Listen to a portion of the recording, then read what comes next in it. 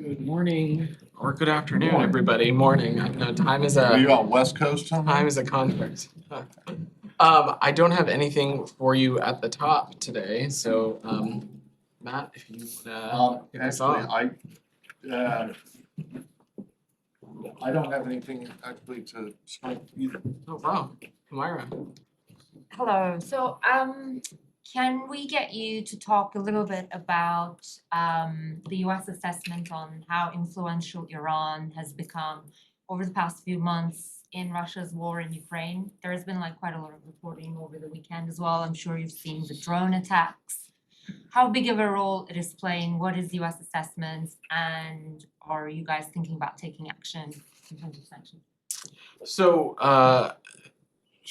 to take a little bit of a step back, we have been warning since July that Iran was planning to sell UAVs to Russia for use against Ukraine. We also exposed publicly that Russia has received drones from Iran, that this was part of Russia's plan to import hundreds of Iranian UAVs of various types, and that Russian operators continue to receive training in Iran on how to use these systems. There's extensive proof of their use by Russia against both military and civilian targets there. And you've all seen the reports, as mentioned this morning, of what appears to be Iranian drones striking downtown Kyiv. Russia deepening an alliance with Iran is something the whole world, should, especially those in the region and across the world, frankly, should be seen as a profound threat and something that any country should pay very close attention to. This is something that we're continuing to monitor closely on our end, and we're in close touch with our allies and partners, including those in the United Nations, to address Iran's dangerous proliferation of weapons to Russia. And anyone doing business with Iran that could have any link to UAVs or ballistic missile developments or the flow of arms from Iran to Russia should be very careful and do their due diligence. The US will not hesitate to use sanctions or take actions against perpetrators. I don't have specific actions to read out or preview, but this is something that we're continuing to pay very close attention to. Follow up on that. Sure. Thank you so much. Happy Monday. Two parts of this question. One is the Biden administration doing everything you can to help to help Ukraine stand up against Iranian drones? You mentioned also missiles. That is about, that I've seen some reports about Zulfiqar missiles, which come along with 700 kilometer range, which does pose a question that why is it that the US is so reluctant about ATACMS that Ukraine has been asking about for a long time? Does it pose you in a bit when you make your next decisions about your help, your military aid to Ukraine, and is it going to factor into your decisions? Thanks, Alex. So over the course of this entire conflict, we have made our assessments and offered our Ukrainian partners the type of security assistance that we think is going to best position them on the battlefield. And you have seen that over the course of the trajectory of this conflict, both in the beginning months in February, but also now, where at every turn, the nature of the conflict and the nature of the battlefield has shifted a little bit. We are going to, as I said, continue to work with our allies and partners to address not just Iran's actions here, but continue to hold Russia accountable. And we're going to continue to surge unprecedented security assistance to Ukraine, including air defense, and as well as working with our allies to transfer of air defense systems and other important security assets for Ukraine to use. I don't have specific systems to read out or any immediate package to preview, but this is something that we're paying very close attention to and will take action as necessary. Yeah, but the transfer of Zulfiqar, will that be a game changer for you? Again, I'm going to let our Ukrainian partners speak to the battlefield specifically, but again, we will do everything we can to continue to surge our unprecedented security assistance to our Ukrainian partners. Thanks. One tiny thing when you were saying, does the US have independent assessment and confirmation that the drones in today's attack on Kyiv were indeed Iranian drones? I can't speak to these specific reports, but again, as I said at the beginning of your question, we've been warning about this since dating back to July. Not just about their use, but of Iran's plan to sell UAVs to Russia in the first place. Just Yeah, one my- quick my follow-up last on one that. is fine. Sure. I'm wondering if, in addition to the hundreds of drones that you just referenced, if the US believes that Iran is preparing to send additional weaponry, specifically short-range ballistic missiles from Iran to Russia. Again, I've seen those reports, but I don't have anything to offer on that. What I would say though is that this continued action of Iran and Russia closening their relationship is a reminder of candidly how the Russian military is suffering from major supply shortages in Ukraine, in large part because of the sanctions and export controls that are being enforced by the United States and its allies. As I think the Treasury Department noted last week, Russia has lost over 6,000 pieces of equipment since the start of this war, and there is enormous pressure on its defense industry to replace those losses. Russia is it's being forced, frankly, to resort on unreliable countries like Iran for supplies and equipment. And our information has noted that some of these UAVs that had been noted in these transfers have been experiencing some numerous failures. So again, this is going to be something that we pay very close attention to, and we'll take appropriate action as needed. Just My last one one. quick follow-up on that, as we talk about other countries selling or giving weaponry to Russia. Do you guys have any updates as to where the North Korea-Russia relationship stands on that point, on that aspect? I think it was last month, Yeah, US officials said that I North believe Korea was Janie asked prepared. about this about a week and a half ago, and Yeah. I don't think we have anything No additional update to as to- offer on that. Yeah. My last one is on Iran. Hold on, On Iran. John. I'm gonna go with John. Sure, can I just ask something else on Iran? Okay. On Avian prison. Sure. The situation there, first, do you have information about the Americans who are there, including Siyam al-Namazi? And do you have any, does the United States have any information about what actually happened? In Iran, it's said to have been a fire, but obviously there's some skepticism. So I don't have any updates to offer on what transpired, but what I can say is that the detained U.S. citizens in Iran are accounted for and they are safe. We are closely monitoring their situation for privacy and security and their safety. I'm not going to discuss the situation further, but we're going to continue to work with other countries, many of whom also have detained citizens at even, to remind Iran of its responsibility for the safety of our detained citizens. And we reiterate our call for the immediate release of all wrongfully detained U.S. citizens.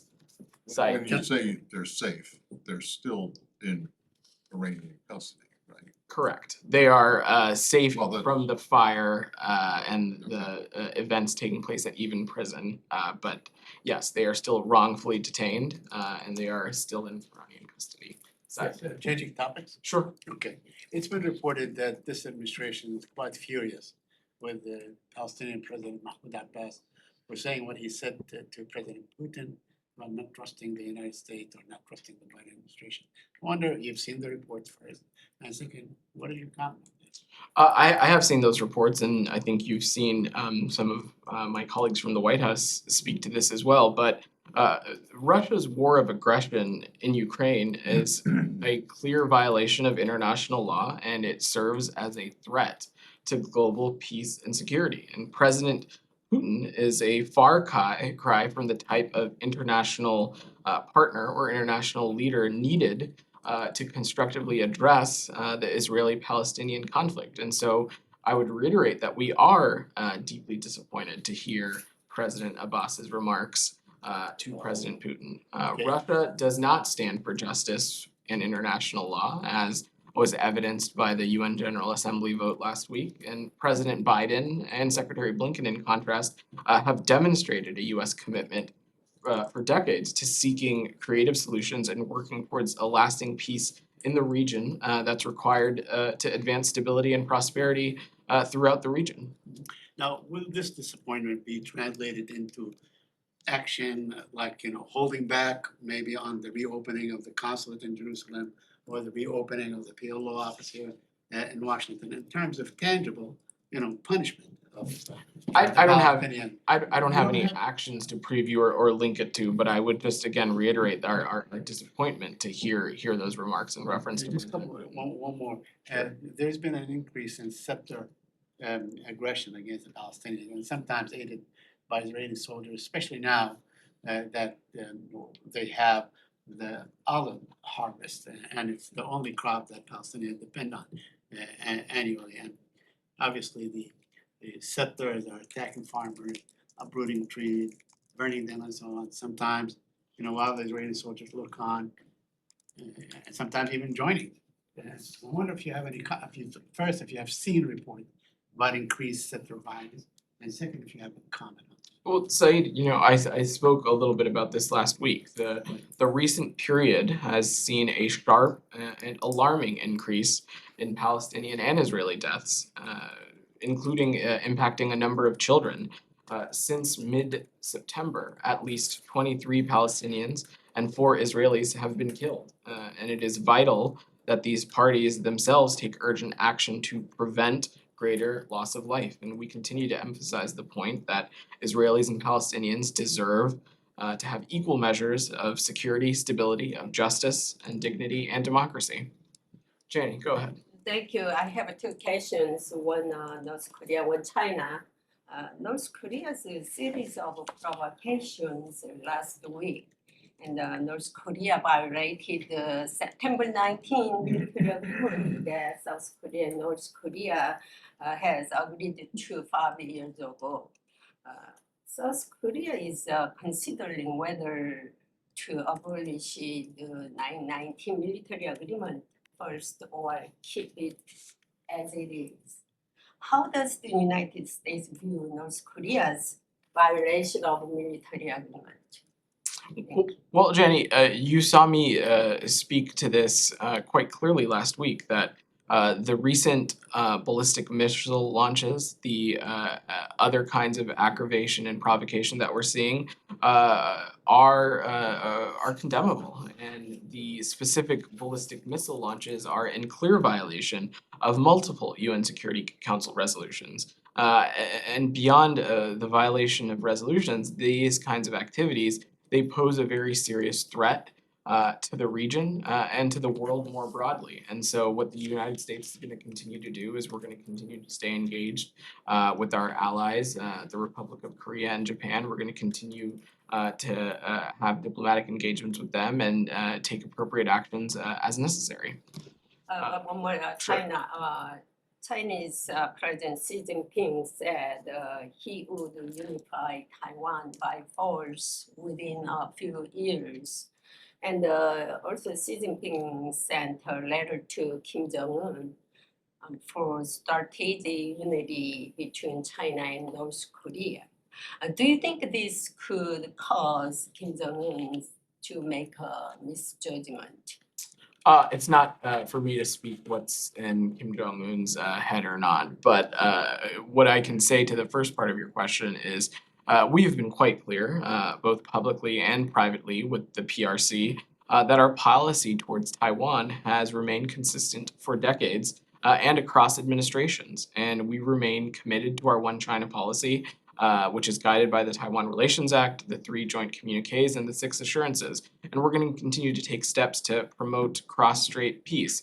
And look, as it relates to the DPRK, I think you saw last week when there was a UN Security Council hearing on this, you saw the PRC and Russia and other countries parrot this false claim that U.S. provocations were the origination of these ballistic missile launches or anything like that. That's baloney and absolutely not the case. On Iran, for China. Okay, yeah, can we stay in the region and then I'll work the room a little bit. Sorry about that. Yes, Go ahead. Thank you. The president said, China will never promise to renounce the use of force and we reserve the option of taking all measures necessary. And also the US military officials have said that China wants to have the capability to invade Taiwan by 2027. So considering these circumstances, does the State Department feel a need to speed up delivery of weapons to Taiwan And if so, what could be the option for United States government to speed up weapons production and also delivery of those weapons to Taiwan? I'm not gonna speculate or preview any kind of arms transfer, but what I would say is that we would find any unilateral change to the status quo from either side deeply troubling. As we have said previously, you know, our one China policy has not changed. It is guided by the Taiwan Relations Act, the 3 joint communiques, and the 6 assurances. We expect that cross-strait differences to be resolved peacefully, but I'm not gonna preview or hypothesize anything beyond that. Anything else on the region before we move away? Sorry, just a quick follow-up. Sure. So, so the US government already promised to, sell some, the weapons to Taiwan, but, some of the deliveries not made yet. So just, I would like to ask that, so how US can speed up weapon productions and also to the delivery of those weapons already promised to Taiwan. Right, and I just don't have anything to offer on the delivery or the sequencing and how that happens, but we can see if we have anything more. Anything else on the region before we move away? I'm gonna go to, and then I'll come back to you, Sean, I promise. It's okay. So- In the back. 2 quick questions on Iran and then one on Syria, I'm sorry. But on Iran, you said the US citizens are accounted for in the prison incident. Does that include do you have on US permanent residents? That's one. And then second, Iran has reportedly amassed troops on the border towns on Iraqi Kurdistan's border towns, threatening a ground offensive into Iraqi Kurdistan. Do you have anything on that? On the first question, I don't have anything to offer beyond that. The American citizens that were at Even prison are accounted for and not in further harm's way, as Matt said. And on your next question, I will have to check and see if we have anything for you on that. I don't have anything to offer from here. And then on Syria, I'm sorry, but a few years ago, Turkey took Afrin out of the hand of the SDF, your partners. And just past week, Tahrir al-Sham, an offshoot of Al-Qaeda or closely linked to Al-Qaeda, took over Afrin. Do you have anything on that? I don't, but I can see if we have anything for you on that there. Sean, go ahead. Could I ask, changing topics about Ethiopia? Sure. The government in Ethiopia said it's going to continue its offensive in the security region. UN Secretary General Guterres a few hours ago was saying that Ethiopia is now spiraling out of control. Does the US have an assessment? Is Special Envoy Hammer involved in any efforts now? How do you see things? Yeah, sure. So a couple things. First, Special Envoy Hammer continues to be in the region. He is in Addis. He met with members of the government over the weekend and over the past couple of days. We also throughout this have welcomed the AU calls for a ceasefire. And we continue to be deeply concerned over the reports of increasing violence, the loss of life, the indiscriminate targeting of civilians, and the destruction in the conflict in northern Ethiopia. And we again reiterate our calls, and you saw the secretary speak to this a little. We call on the Ethiopian National Defense Forces and the Eritrean Defense Forces to immediately halt their joint military offensive. And for Eritrea to withdraw its forces from northern Ethiopia. And we further call on the Tigrayan Defense Forces to cease any additional provocations at this time. It's incumbent on all of those involved to respect and protect civilians, and we call on them to allow unhindered humanitarian access to all Ethiopians in need.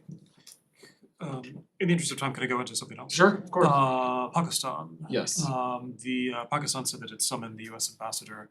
This was, of course, after the remarks by President Biden talking of dangers from the nuclear program. I know you probably don't want to speak for the president from this podium, but could you say what is said to Pakistan in response to its concerns that it voiced?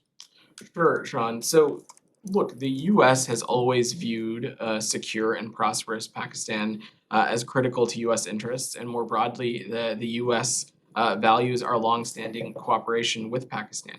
We enjoy a strong partnership. As you know, the foreign minister was in town and had a bilateral meeting with the secretary not too long ago. Counselor Derek Chollet had the opportunity to visit Karachi and Islamabad not too long ago, I think on the tail end of the summer, as did USAID Administrator Sam Power. So this is a relationship we view as important, and it's something that we're going to continue to remain deeply engaged on. And as it relates to the ambassador, we regularly meet with officials at the foreign ministry, but I don't have anything specific to read out. And just was there any message specifically on the nuclear issue, if the US does consider dangers, as the president said? Again, I don't have any specific conversation to read out, but the United States is confident of Pakistan's commitment and its ability to secure its nuclear assets. Alex, I'm going to work the room a little bit. I've called on you a bunch in the back. Yeah, kind of a two-part question on the situation with the Saudis and OPEC. Sure. First, there were reports last week, obviously, that the administration asked them to delay that cut by a month. Ned said last week that he couldn't confirm that report, but the Saudis came out and confirmed it themselves in an official statement. So I guess first question is, can you guys still not confirm or deny that report? Are we to take the Saudis' word for it since they said that the 1 month cut was asked for? And then secondly, is there any update on how you guys are reassessing or changing the relationship with the Saudis today? Because they're seemingly already reacting. They disinvited a Biden official to an event today. They're seemingly already moving to adjust the relationship themselves. Have you guys made any progress on that front you can share? Sure. So as it relates to a specific meeting, I don't have anything, or sorry, a specific request for any kind of delay. I don't have anything to offer on that. But I think what's important here is that over the course of this administration, as it relates to the conversation around energy, we have been quite clear at every corner that supply should meet demand. As this country, as our economy, and as economies around the world continue to come out of the COVID-19 pandemic and the impacts that the pandemic had on our economy and economies around the world, that the demand for energy should be met by appropriate supply. And so in recent weeks, the Kingdom of Saudi Arabia conveyed to us privately and publicly that they had an intention to reduce oil production, which not only would impact supply, but it would also increase Russian revenues and blunt the effectiveness of the sanctions that this country and our allies and partners have been in placing on Russia. That would be the wrong decision to make. And so we presented that analysis, and we presented that there was no market basis to cut production targets, and that they could easily wait and see how the energy market developed over the coming months before taking this step. And then so their decision to cut production was short-sighted for a number of reasons. But specifically on the relationship, this is not something new. The president has talked about reevaluating the relationship with Saudi Arabia since the early days of this administration. He talked about it as a candidate, and this is a relationship that it's a bilateral one that has been built over decades on a bipartisan basis that has transcended multiple administrations of multiple presidents of multiple parties. So what this administration is going to do is we're going to act methodically, we're going to act strategically, and we're going to take time to consult with members of Congress, with our allies and partners. Because as I have said, and as Ned and the Secretary have said previously, we have a multiplicity of interests with the Kingdom of Saudi Arabia. A security interest, an energy interest, a trade interest, a number of these factors. Can I go back to Iran just for a second? Sure. And the drones and reports of missile sales? Sure. Is it the administration's opinion that either Russia or Iran is in violation of any kind of, international law or international restriction? We do, Matt. You do? We do. So as I think you probably saw earlier today, our French and British allies publicly offered the assessment that Iran's supply of these UAVs to Russia is a violation of UN Security Council Resolution 2231, and this is something that we agree with. Hold on a second. The arms embargo on Iran expired. So not all of it expired, and under the UN Security Council Resolution 2231, restrictions on the certain transfer of certain weapons remain in force, and these restrictions are in addition to those weapons that were restricted under the conventional arms embargo. And it is our belief that these UAVs that were transferred from Iran to Russia and used by Russia in Ukraine are among the weapons that would remain embargoed under 2231. Okay, that's interesting because you just said that now you're confirming that these were Iranian drones, because in a response to a question earlier, you said that I- we saw reports, but I just now you're didn't saying wanna that they have speak- definitely been, now you're saying that these are, that you guys know that these are definitely Iranian. I didn't want to speak to specific reports, And- but to answer your question, the UAVs that were part of the transfer are in violation of 2231. So, but they are conventional weapons, are they not? Our belief and our understanding is that these types of UAVs would also be restricted What, under. what kind of type is that? I'm not So they gonna- could, so in other words, you're saying that the Iranians could sell the Russians AK-47s or the Iranian version of an AK-47 if they wanted to, and that would be okay?